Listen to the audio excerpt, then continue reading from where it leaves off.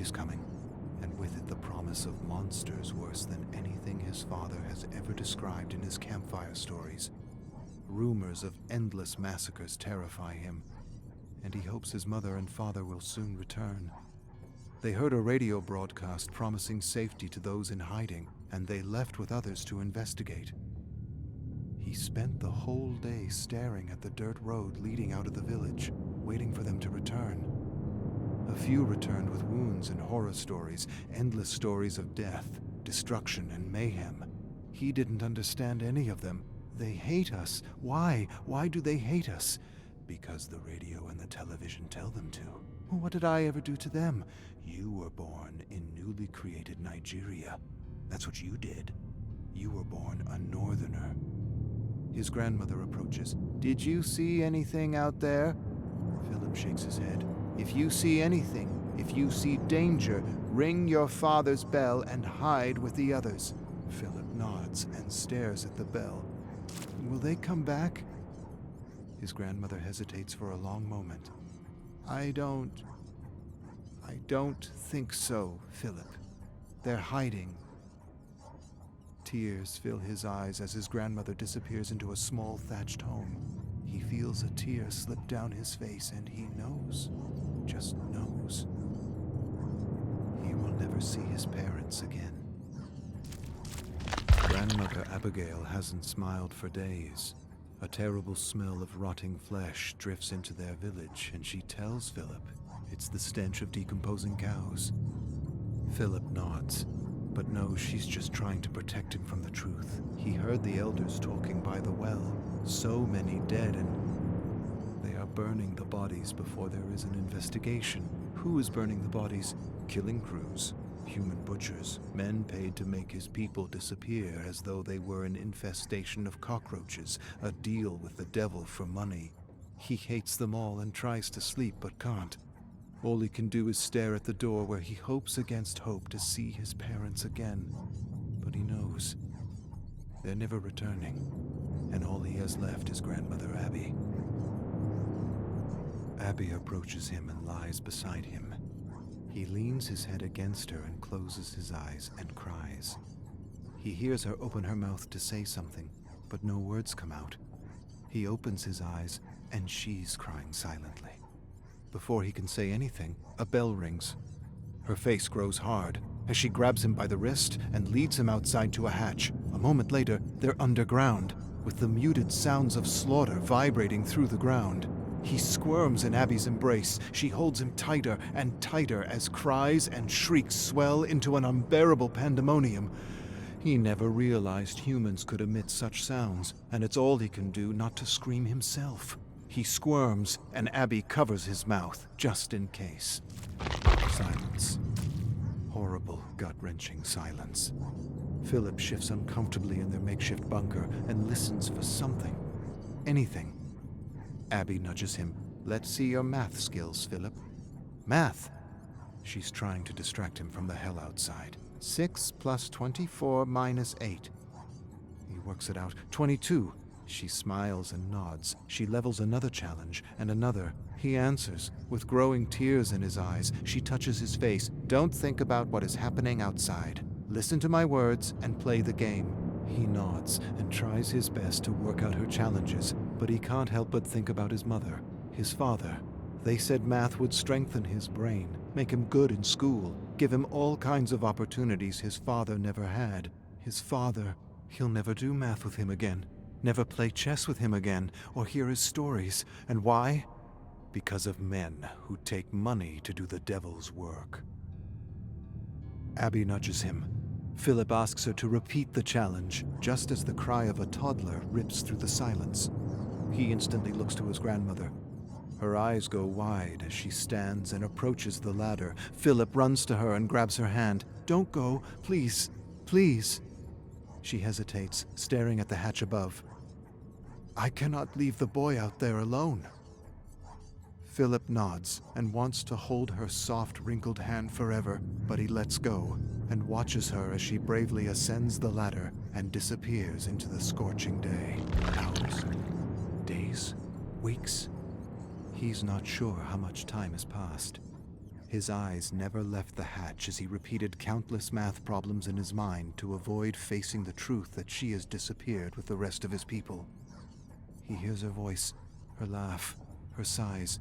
He wants to see her again. He wants to see his parents, his friends and neighbors. He wants to see them all. But he knows his life will never be the same again, and he would rather be dead than live without them. He closes his eyes and descends into the cool night. The smell of rotting humanity instantly assaults his senses, reminds him of roadkill left in the sun for days, only worse. He searches the moonlight ground and soon finds his father's bell by the charred remains of a body. What happened? You were supposed to keep a lookout. You were supposed to warn us. He takes the bell and cries out for his grandmother in a raspy whisper. But the whisper turns into an endless scream. He screams until he loses his voice, and all that answers back is the deafening silence of the cold, indifferent night. He falls to his knees, taps his bell with his finger, and wishes he could just disappear from this living nightmare. Village to village, it's always the same scene. Death and destruction. Burnt cars, homes, and bodies. His people disappearing in a seemingly endless mixture of fog and smoke. He can't move anymore. He doesn't have the strength or will. The smoke stings his eyes. The stench makes him want to retch with every inhale. But most of all, he can't take the silence. The horrible silence, the oppressive, dreadful, indifferent silence. He stops and sits by a tree with a vulture hovering close to him, waiting for him to die.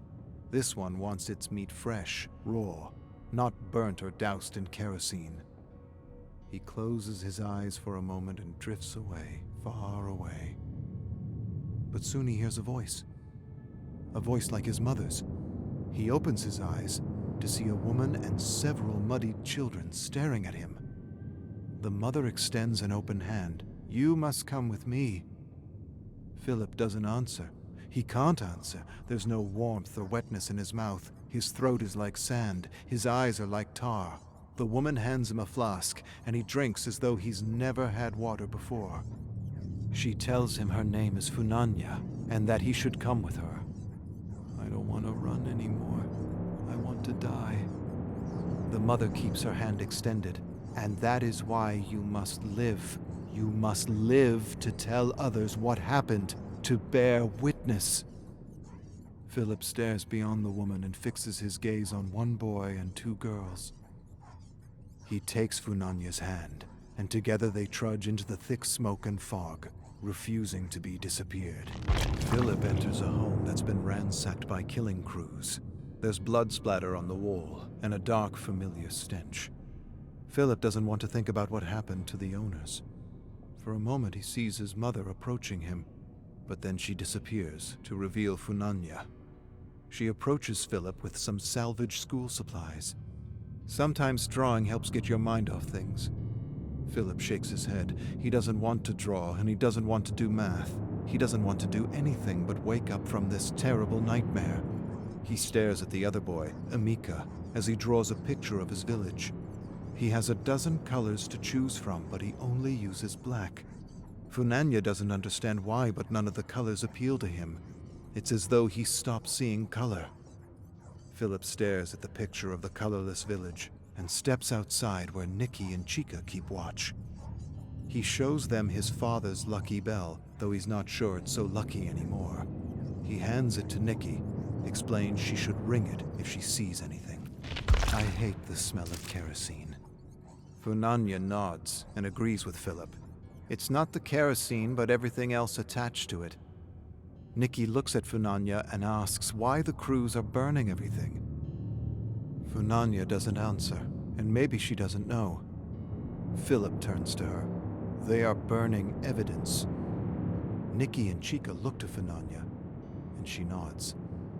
Philip hears his grandmother's voice.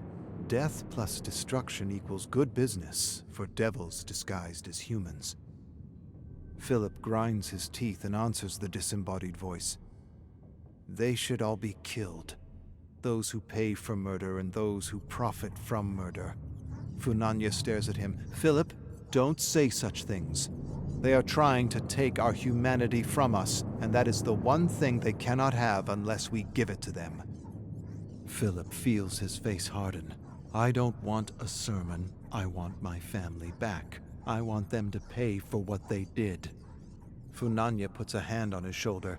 Pray to the angel of mercy that we survive so that we may bear witness. Philip stares past her at the growing night. I'd rather pray to the angel of death and watch them suffer. Forgive and be forgiven? I can't. I hate them. How can they take money to do such things? There will be justice, Philip. They will not get away with their crimes. Philip doesn't say anything. He doesn't say anything because, like his father, he believes that those with money, those who can afford killing crews and the quantities of kerosene required to burn humans by the thousands, can get away with any crime they choose to commit, even mass murder. She can pray for mercy all she likes.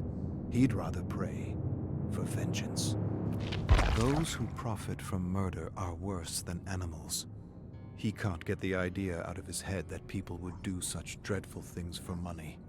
If he survives this, if he escapes this scorching hell, he'll have his revenge. He can't help but share his dark thoughts with Funanya, who says that an eye for an eye is not the way, that an eye for an eye would make the whole world go blind and plunge us all into infinite night. The world go blind? The world is already blind to what is happening to him and his people. To hell with the world. The world doesn't care.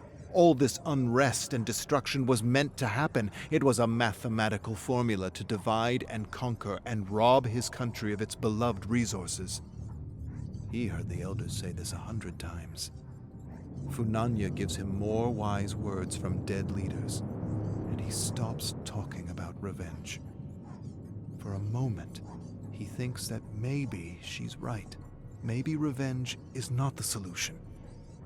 Maybe the world will one day wake up from its slumbering indifference and help his people. Nicky hands Philip back his bell in the dark night.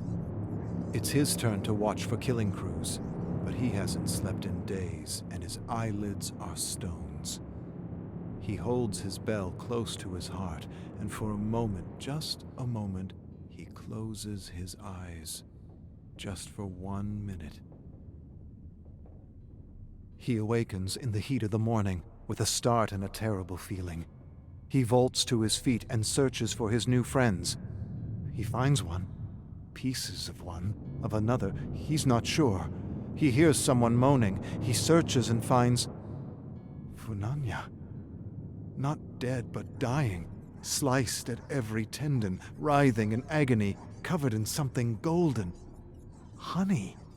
They poured honey over her, and a million tiny black things swim, drown, and gorge on the gold and crimson streams dripping from her open wounds. The ants are crawling under her skin and eating her alive. He kneels beside her and tries to swat them away, but it's no use. They're everywhere. Funanya whimpers and sputters blood as she tries to speak, but her tongue is missing and all that issues is a terrible rattling noise. Philip kneels before her. He doesn't know what to say or do. I fell asleep. I'm sorry. So sorry. But sorry doesn't put her back together again. Sorry doesn't get rid of the ants or bring back the children she was protecting. She barely scratches something with her finger in the dirt. I forgive. Philip stares at the words for a long moment. Silent tears fall as he raises his hand in front of her face. She closes her eyes and waits for her suffering to end. He doesn't want to do it, but he has to. He knows he has to. He closes his eyes and lowers his hand over her mouth and nose, and for a moment, just a moment, he becomes her angel of mercy. Philip enters another decimated village under the cover of darkness and sees a crew. A killing crew. Maybe the very ones who killed his guardian. Maybe the very ones who killed his grandmother. His parents. No hell is good enough for these demons who would take money to disappear people. They're cooking something by a fire, laughing and making jokes at the expense of those they butchered. They talk about his people as though they were animals. No, less than animals. No one takes pride or ridicules the animals they slaughter. He's never seen anything like it. Dogs without humanity, that's what they are. Dogs. Rabid dogs, nothing less, nothing more. Something ancient tugs at him. He feels darkness like a tendril from another world take hold of his young, innocent heart. Not young or innocent anymore. He hears Funanya's voice. Forgive, and be forgiven. But he doesn't want to forgive, and he doesn't want to be forgiven. He wants them to suffer like they made his people suffer. He wants them to suffer for taking everything from him. He hears his grandmother's voice, trying to distract him from his dark thoughts of revenge with infinite math problems. But over her voice is the raging, maddening heartbeat of his hate. Her voice screams out equations and challenges, but he glares at the men. He feels kerosene coursing through his veins, and he's ready to explode. An eye for an eye, and the whole world plunges into infinite night. Good. Philip notices the guns by the jeep. He could grab one and shoot them all. But he's never used a gun, and they'd probably run away. He could find a knife or machete, but these dogs would overpower him. Just walk away, Philip. Never look back. It's your duty to survive and bear witness. He ignores the voices in his head and only wants one thing. He wants them to suffer and disappear. He wants to... Yes. Take their kerosene and make them disappear the same way they made his friends and family disappear. In a swirl of smoke. And for a moment, just a moment, he is the angel of death swooping through infinite night.